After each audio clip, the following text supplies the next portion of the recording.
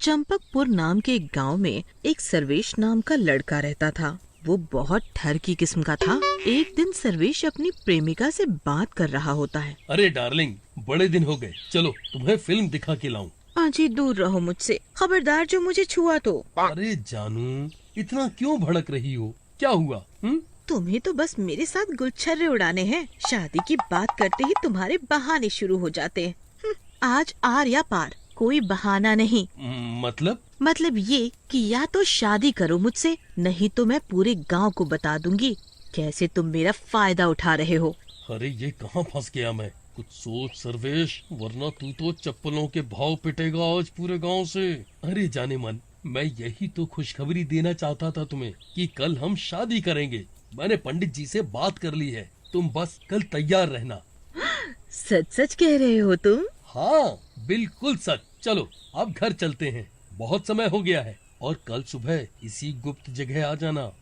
फिर दोनों अपने अपने घर जाने लगते हैं। फिर आधी रात होने पर सर्वेश लेटा लेटा करवट बदलता रहता है। बेटा, कुछ तो करना पड़ेगा इस लड़की का। शादी करके मैं इसे अपने गले की हड्डी नहीं बनाने वाला हूँ। कुछ तो सोच बेटा, कुछ छुपाए निकाल। फिर अगले दिन उसी गुप्त जगह सर्वेश अपनी प्रेमिका से मिलने आता है। अरे जानू, तैयार होना शादी के लिए, चलें? हाँ हाँ बिल्कुल, मैं तो देखो दुल्हन साड़ी पहन के आई हूँ। फिर सर्वेश उसे एक खुफिया रास्ते में ले जाने लगता है। अरे सर्वेश, ये कौन सा रास्ता है? हम यहाँ से क्यों जा रहे हैं? अरे ये रास्ता सुरक्षित है, यहाँ से हम जल्दी भी पहुँच जाएंगे। फिर एक सुनसान जगह पे पहुंचकर, अरे डार्लिंग, तुम यहीं रुको, मैं फूल माला लाना भूल गया, बस कुछ देर में आया, तुम कहीं जाना नहीं, ठीक है? सर्वेश अपनी प्रेमिका को उसी सुनसान जगह पे छोड़ के चला जाता है और पीछे के रास्ते से आके उस लड़की को चाकू मार के उसकी हत्या कर देता है। तूने अच्छा नहीं किया मेरे साथ, धोखा दिया है तूने मुझे।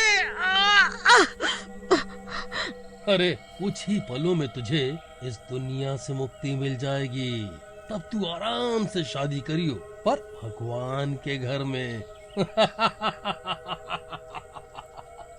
बड़ी बेरहमी से सर्वेश अपनी प्रेमिका को धोखे से मारकर उसकी लाश वहीं पड़े छोड़ देता है और वहाँ से चुपचाप निकल जाता है। खून से लथपथ लाश को कुत्ते नोच नोच के खाने लगते हैं और बचा खुचा शरीर वहीं पड़े पड़े सड़ने लगता है। दिन बीतने लगते हैं और एक रात को वो लाश एक भयानक चुड़ैल में बदल जाती है।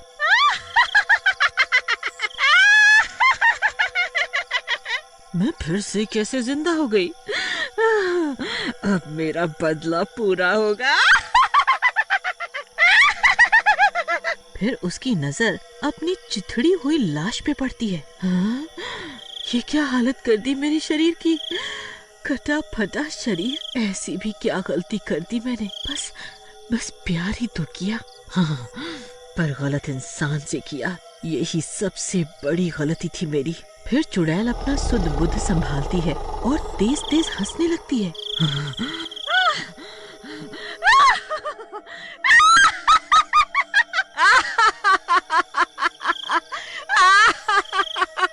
सर्वेश, मैं फिर वापस आ गई तुझे सबक सिखाने के लिए।